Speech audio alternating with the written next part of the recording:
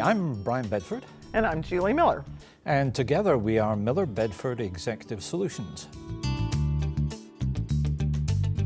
We don't really think individuals have an accountability gene, so to speak. We feel like it's something that gets developed over time. And when we were writing this book, we spent a lot of time talking to people about how they learned about accountability, and nearly everybody had a story about something that their parents taught them. And that got built on when they went to school by a teacher, and then later in life by a boss or a supervisor that they had. So it's something that gets built upon over time. It's always easy to take the soft option. Holding yourself accountable requires strength of character. It's easy to let things slide, not address the fundamental problems.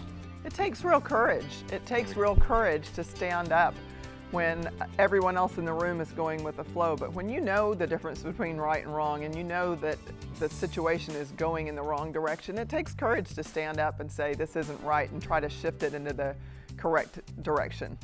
And that's one of the critical tests of any accountability-based company. It's whether, when somebody does stand up and say what's wrong, that instead of being shot down or criticized, they will be applauded and held up as a good example by the company.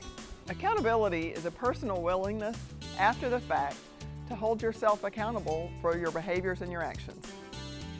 The two most important parts of that statement are willingness, first of all.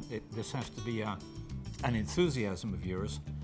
And then after the fact, it's being accountable for what you did, what you said, no complaints. A lot of people are very willing to be accountable if everything goes right, but when it doesn't go right, that's when it really matters that you're holding yourself accountable to take responsibility for what you said you were going to do, and if things didn't go well, to fix whatever didn't go well.